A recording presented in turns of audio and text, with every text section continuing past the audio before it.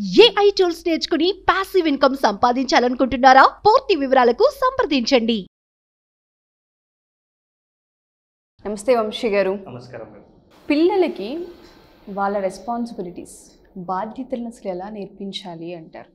ఎందుకంటే ఇవాళ రేపు చాలామంది పేరెంట్స్ నుంచి వచ్చే మాట ఏంటంటే వాళ్ళ పనులు వాళ్ళు కూడా చేసుకోలేని పరిస్థితిని చూస్తూ ఉన్నాం. చిన్న పిల్లలంటే ఓకే, 10 years దాటిన తర్వాత కూడా ఏది మంచి ఏది చెడు దీన్ని మనం బాధ్యతగా తీసుకోవాలా లేదా అన్న విషయాల పైన వాళ్ళకి అవగాహన ఉండట్లేదని మాట్లాడుతూ ఉంటుంటారు. దానివల్ల రెస్పాన్సిబుల్ ఎప్పుడైతే ఉంటుందో పిల్లల్లో నెగ్లిజెన్సీ కనిపిస్తూ ఉంటుంది. చిన్నప్పటి నుంచే పేరెంట్స్ ఎలా వాటిపైన అవగాహన, వాళ్ళకి అవేర్నెస్ తీసుకురావాలి అంటారు? బాధ్యతలను ఎలా నేర్పించాలి అంటారు? అవును మేడం. ఈ మధ్య కాలంలో చాలా మంది అంటే బాధ్యత లేకుండా ఉండడానికి కారణం వాళ్ళకు చిన్నప్పటి నుంచి బాధ్యతలు నేర్పించకపోవడం. కాబట్టి చిన్న పిల్లలకి ఏ ఏజ్ నుంచి బాధ్యతలు నేర్పించాలనేది కూడా ఒక డౌటే మేడం. అయితే పిల్లలకి 3 years నుంచి కూడా, అంటే 3 years నుంచి కూడా వాళ్ళు చిన్న చిన్న పనులు చేయగలుగుతారు, అవగాహన వస్తుంది. కాబట్టి 3 years నుంచి కూడా పిల్లలకి మెల్లిమెల్లిగా బాధ్యతలు ఏమి ఉన్నాయో వాటిని గుర్తు చేస్తూ నేర్పిస్తూ ఉండాలన్నమాట. సో దాంట్లో ముఖ్యంగా వచ్చేసి ఫస్ట్ వాళ్ళకి ఏదైనా ప్రాబ్లం వస్తే ఆ ప్రాబ్లంను వాళ్ళే సాల్వ్ చేసుకునేటట్టుగా ప్రతి పేరెంట్ కూడా అదొక బాధ్యత అని చెప్పాలి పిల్లలకి. ఎందుకంటే ఈ మధ్యకాలంలో ఏం చేస్తున్నారంటే పిల్లలు ఏదైనా మిస్టేక్ చేసినప్పుడు పేరెంట్స్ వెళ్ళి దాన్ని కప్పిపుచ్చడము, లేదనుకుంటే మా వాడు తెలియక చేశారు కప్పిపుచ్చడం. అవును మేడం. పిల్లలకి ఏమర్థమవుతుందంటే మేము ఏం తప్పు చేసినా కూడా మా పేరెంట్స్ మమ్మల్ని వెనకేసుకొస్తారు, మేమేం తప్పు చేసినా కూడా నడుస్తుందిలే అన్నటువంటి భావన వాళ్ళకి వస్తుంది, పట్టించుకో. కాబట్టి పిల్లలకి అదొక బాధ్యత చెప్పాలి. అవసరమైతే ఏం చేయాలంటే పేరెంట్స్, ఫర్ ఎగ్జాంపుల్ వాళ్ళు ఇంకొక ఫ్రెండ్ది ఏదైనా వస్తువు డ్యామేజ్ చేసినప్పుడు మనం వెళ్ళి తెలియక చేశారులే, లేకుంటే అది మీరే చేసుకున్నారులే, ఇట్లాంటి అంటే మన పిల్లల్ని పక్కకు పెట్టి వాళ్ళ మీద చాలామంది కంప్లైంట్స్ చేస్తుంటారు. కాబట్టి పేరెంట్స్ అవసరం అయితే అది మీ పిల్లాడే చేశాడని కన్ఫర్మ్ అయితే మీరు అవసరమైతే ఆ బాబు చూస్తున్నప్పుడే దానికి నష్టపరిహారం ఏముందో అది మీరే వాడి ముందర చెల్లించండి, బాధ్యతగా తీసుకోవాలి. అప్పుడు వాళ్ళకి అర్థమవుతుంది. అవును మేడం. అప్పుడు వాళ్ళకి అర్థమవుతుంది, అయ్యో నేను ఇలా చేసి ఉండడం వల్ల మా పేరెంట్స్ ఫైన్ కట్టారు అక్కడ. అంటే వాళ్ళకి జరిగినటువంటి 100 rupees ఉండొచ్చు, 50 ఉండొచ్చు, ఇంకా పెద్దది కూడా ఉండొచ్చు. చిన్నదాని నుంచి మీరు అక్కడ నేర్పిస్తే వాళ్ళకి మిగతా పెద్దవాటికి వెళ్లకుండా చూసుకుంటారు. మనం దాన్ని ఆపకపోతే ఆ 100 కాస్త 1000 కావచ్చు, 1,00,000 కూడా కావచ్చు. కాబట్టి ప్రతి పేరెంట్ కూడా దాని మీద పిల్లలకి అవకాశం ఇవ్వాలి.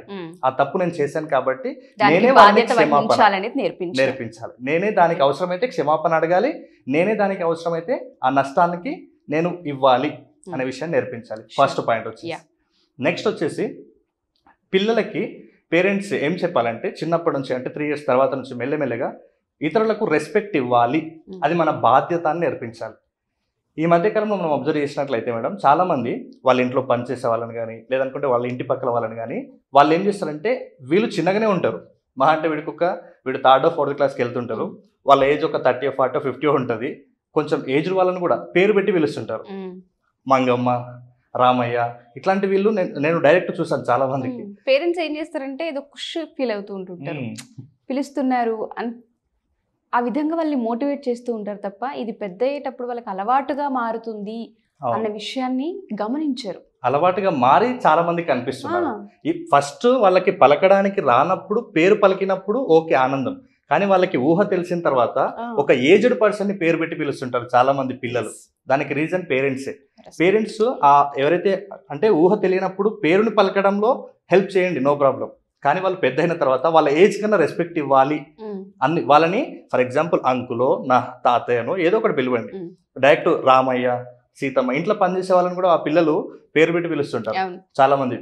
అంటే వాళ్ళకి మేము ఒక ఉన్నతమైన భావాలు కలిగి ఉన్నాం అన్నట్లు. సో పెద్దవాళ్ళకి వాళ్ళ ఏజ్కైనా సరే మనం రెస్పెక్ట్ ఇవ్వాలని పేరెంట్స్ పిల్లలకి నేర్పించాలి. లేదనుకుంటే ఇదే అలవాటుగా మారిపోయి వాళ్ళు మిగతా వాళ్ళని వాళ్ళు ఎప్పుడు కూడా వాళ్ళకి వాల్యూ ఇచ్చే పరిస్థితుల్లో ఉండరు అనమాట, రెస్పెక్ట్ ఇవ్వరు. కాబట్టి ఖచ్చితంగా పేరెంట్సే నేర్పించాలి. ఎవరైనా ఉండదు, నీకంటే ఒక 1 month పెద్దగా ఉన్నా సరే వాళ్ళని అన్న అని పిలవడమో, లేకుంటే మీ రిలేషన్ ఏది ఉందో దాన్ని పట్టి పిలవడం అనేది ప్రతి ఒక్కరు చేయాలి. దాన్ని రెస్పాన్సిబిలిటీగా పేరెంట్స్ నేర్పించాలి. నెక్స్ట్ వచ్చేసి ప్రతి పిల్లలు కూడా ఇప్పుడు ఎలాగో సమ్మర్ కాబట్టి ఇంట్లో ఆడుతుంటారు, వాళ్ళకి ఇష్టమైనటువంటి బొమ్మలన్నీ కూడా తీసేసి హాల్లోనో కిచెన్లోనో వేసేస్తుంటారు. అలా వేసిన తర్వాత పిల్లలకి ఆ రూమ్ అనేది ఉంటుంది కదా, రూమ్ మేనేజ్మెంట్, స్పేస్ మేనేజ్మెంట్ అంటారు. ఎక్కడి నుంచి ఆ వస్తువులు తీసిరో ఆ వస్తువులను మళ్ళీ అక్కడే పెట్టాలని ప్రతి పేరెంట్ అది బాధ్యత అని గుర్తు చేయాలి. వాళ్ళతో పాటు వీళ్ళు చేస్తూ నేర్పించాలి. చాలా సందర్భాల్లో పేరెంట్స్ అది చేయరు, నువ్వు పెట్టేయి, నీకు చేత కదా ఇలా చేయడం, లేదు అంటే వీళ్ళు వెళ్ళి చేయడం, ఈ రెండిట్లో ఏదో ఒకటి చేస్తుంటారు. ఇలా చెయ్యాలి, మన ఇద్దరం కలిసి చేద్దాం రా అని వీళ్ళు బాధ్యత తీసుకుని వాళ్ళకి బాధ్యత నేర్పించడం చాలా తక్కువ రేర్ కేసెస్ లో మనం చూస్తాం. ఈ మధ్య కాలం అయితే ఇంకా పేరెంట్స్ విసిగిపోతుంటారు, ఈ బొమ్మలన్నీ ఏంట్రా అసలు అంటే కదలనీయకుండా పని చేసుకోనియకుండా అంటారు. కాబట్టి పిల్లల ముందే ఫస్ట్ కలిసి చేయండి, తర్వాత ఇది నా బాధ్యతనే అని పిల్లలకు గుర్తు చేయండి. ఆడుకుంటే ఆడుకోండి, తర్వాత తీసి అవి వాటి ప్లేస్లలో వాటిని పెట్టండి. దాన్ని స్పేస్ మేనేజ్మెంట్ అంటారు. ప్రతి పేరెంట్ కూడా దాన్ని నేర్పించాలి. నెక్స్ట్ వచ్చేసి పిల్లలకి చిన్నప్పుడే చెప్పాలి, రూమ్ క్లీనింగ్ కూడా వాళ్ళకి బాధ్యత అప్పగించాలి. అంటే వాళ్ళ స్టడీ రూమ్ ఉండొచ్చు, లేదనుకుంటే ఇంకా కొంతమంది అమ్మాయిలు ఉన్నట్లయితే హాల్, కిచెన్ అట్లాంటివి క్లీన్ చేయడం కూడా అది బాధ్యత అని గుర్తు చేయాలి. ఎందుకంటే చాలా మంది స్టడీ రూమ్ అబ్జర్వ్ చేసినట్లయితే మొత్తం చిందర వందర ఉంటుంది, బుక్స్ ఎక్కడ, పెన్స్ ఎక్కడ అట్లాంటివి ఉంటాయి. దాన్ని కూడా మేనేజ్ చేసుకోవాలి, రూమ్ని నీట్గా ఉంచుకోవాలి, అది మన బాధ్యత అని ప్రతి పేరెంట్ కూడా గుర్తు చేయాలి. అమ్మాయిలు అయితే అంటే వాళ్ళకి చిన్నప్పటి నుంచి అలవాటు చేయిస్తున్నారు అనమాట, అంటే రూమ్ క్లీనింగ్ ఎలా చేయాలనే విషయం పేరెంట్స్తో పాటు ఖచ్చితంగా దాన్ని చెప్పాలి, ఇది మన బాధ్యత అని గుర్తు చేయాలి. లేదనుకుంటే ఈ మధ్యకాలంలో చాలా మంది చూస్తున్నాం నెగ్లిజెన్స్, దాంతోపాటు వాటిపైన అవగాహన ఉండకపోవడం, అదర్ యాక్టివిటీస్ ఎక్కువైపోవడం, అండ్ ఎవరో వచ్చి చేస్తారని వెయిట్ చేస్తూ ఉండడం, ఇవి ఎక్కువైపోతూ ఉన్నాయి. ఫిజికల్ యాక్టివిటీ దాని వల్లనే తగ్గిపోతూ ఉంది. చాలా మంది అమ్మాయిలు కావచ్చు, అబ్బాయిలు కావచ్చు, మన ఇంటిని ఎస్పెషల్లీ మనం ఉండే రూమ్ని మనం క్లీన్ చేసుకోవడం అనేది ఫస్ట్ మన బాధ్యతగా తీసుకుంటుంటాము. పేరెంట్స్ చేస్తూ ఎప్పుడైతే అలవాటు చేస్తూ ఉంటుంటారో ఈ హెడేక్స్ అనేవి ఉండవు. నెక్స్ట్ మీల్ టైంలో పిల్లలకి చిన్న చిన్న పనులు అప్పగించాలన్నమాట. మా వాడు 3 years ఉంటాడు మేడం, వాడికి వాటర్ బాటిల్ తీసుకొని వెళ్ళి వాటర్ తీసుకురా, లేకుంటే ఆ ప్లేట్ తీసుకురా, ఇట్లాంటి బాధ్యతలు చెప్తుంటాం. వాడు చేస్తుంటాడు 3 years అయినప్పుడు కూడా. సో ప్రతి ఒక్కరు కూడా చిన్న చిన్న అంటే 3 years లో ఏం నేర్పిస్తామంటే ఇలాంటివి నేర్పించవచ్చు. వాటర్ బాటిల్ తీసి పక్కకు పెట్టడం, లేకుంటే అక్కడ ప్లేట్స్ పెట్టడం, లేకుంటే చిన్న చిన్న వాళ్ళకి అవసరమైన చిన్న సాల్ట్ బాక్స్ తీసుకురావడం, ఇట్లాంటివి చెప్పినప్పుడు ఆ మీల్ టైంలో పేరెంట్స్కి చాలా హెల్ప్ చేసిన వాళ్ళు కూడా అవుతారు. అంటే తినే ముందు అరేంజ్ చేయడం, తిన్న తర్వాత కూడా మళ్ళీ నీట్గా వాటిని తీసివేయడం, ఇట్లాంటివి కూడా బాధ్యత అని గుర్తు చేయాలి ప్రతి పేరెంట్ కూడా. నెక్స్ట్ వచ్చేసి లాండ్రీ విషయంలో మేడం, అంటే లాండ్రీ విషయం అంటే ప్రతిది కూడా, అంటే బట్టలు ఉతకడం నుంచి ప్రతి దాన్ని కూడా మేనేజ్ చేయడం, దాంట్లో వాటర్ పెట్టడం, దాన్ని మళ్ళీ తీసుకొని ఫోల్డ్ చేయడం, అలాగే లాండ్రీ అంటే ఎవరంతటా వాళ్ళు ఇస్త్రీ చేసుకోవాలి, ఎవరి బట్టలని వాళ్ళకి బాధ్యతగా ఉండాలి అనే విషయాన్ని గుర్తు చేయాలి. చాలా మందికి పేరెంట్స్ చేస్తుంటారు అనమాట ఇట్లాంటి వర్క్స్. సో వాళ్ళకి అప్పగించాలన్నమాట, ఈ పని మీరు చేసుకోవాల్సింది మీ బాధ్యత అని గుర్తు చేయాలి. నెక్స్ట్ వచ్చేసి చాలా ఇళ్లలో ప్రతిసారి ఉంటుంది, ప్రతి వారంలో కూడా దాదాపు ఒక 1-2 days దానికి ఉంటుంది. అదేంటంటే క్లాత్స్ని ఆర్గనైజ్ చేయడం అనమాట. అంటే కొన్ని షెల్ఫ్లు, కొన్ని బీరువాలు, ఇట్లాంటి వాటిని ఆర్గనైజ్ చేయడం ఇది ఒక పెద్ద రిస్క్ టాస్క్. కాబట్టి అవును మేడం, కాబట్టి దీంట్లో పిల్లలు పేరెంట్స్కి హెల్ప్ చేయాలన్నమాట.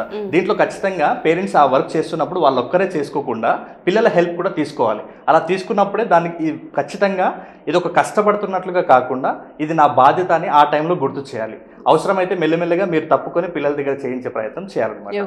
నెక్స్ట్ వచ్చేసి ఫైనాన్షియల్ దగ్గర మేడం, పిల్లలకు మనకు మామూలుగా పేరెంట్స్ ఏది పడితే అది కొనిస్తుంటారు.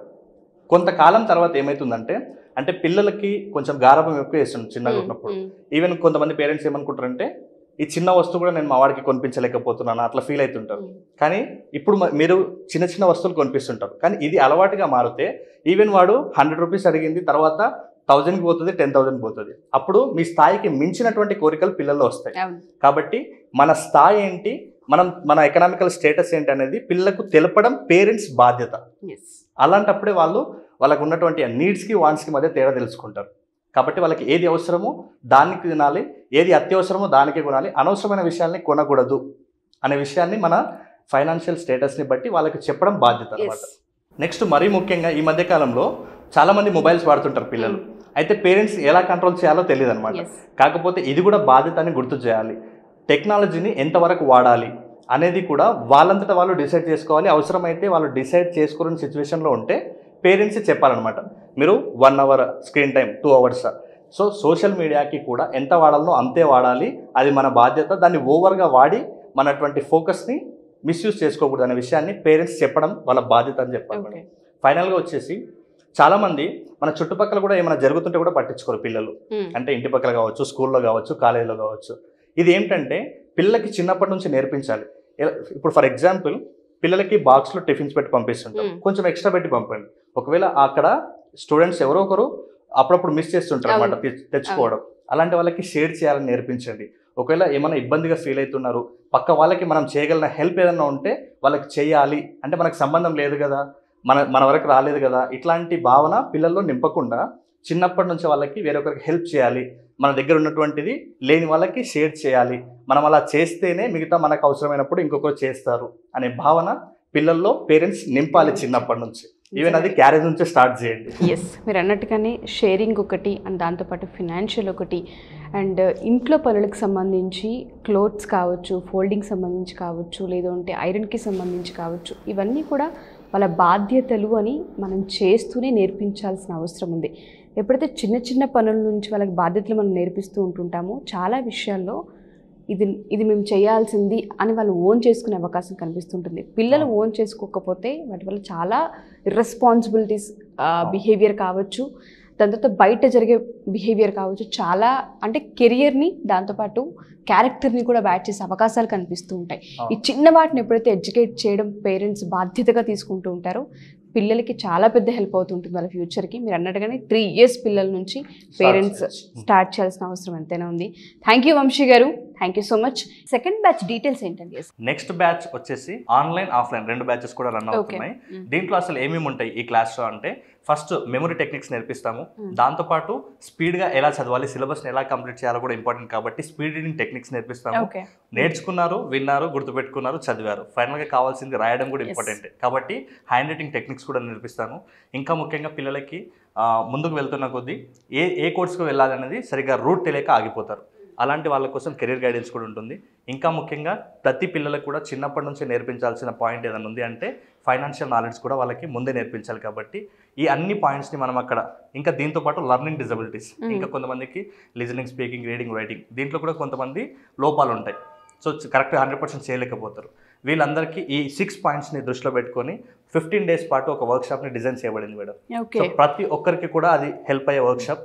ఈవెన్ స్కూల్ వాళ్ళు, బిజినెస్ మ్యాన్స్, లేకుంటే కాంపిటేటివ్ ఎగ్జామ్స్కి ప్రిపేర్ అయ్యే వాళ్ళు ఎవరైనా సరే ఆ వర్క్షాప్కి అటెండ్ అవ్వచ్చు. చిన్న పెద్ద తేడా లేకుండా అటెండ్ అయ్యే అద్భుతమైన వర్క్షాప్. థ్యాంక్ యూ అండి, మంచి వర్క్షాప్ ఇది, చాలా మందికి హెల్ప్ అవుతూ ఉంటుంది. సుమన్ టీవీలో మీ పర్సనల్ అండ్ బిజినెస్ ప్రమోషన్స్ కోసం కింది నెంబర్కి కాంటాక్ట్ చేయండి.